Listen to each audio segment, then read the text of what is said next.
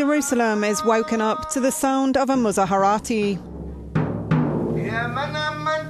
His drumbeat breaks the night silence during the Muslim holy month of Ramadan. He walks through the city acting as a human alarm clock ahead of the Sohar, a small meal eaten before day breaks and fasting begins. Nida al-Hijazi has taken on the role of the Musaharaty in Jerusalem's Old City.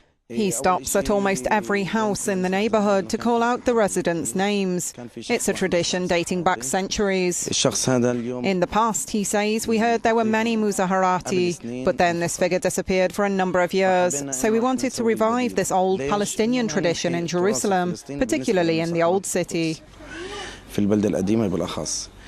In some parts of the Arab world, the Musaharaty has been replaced by modern-day alarm clocks.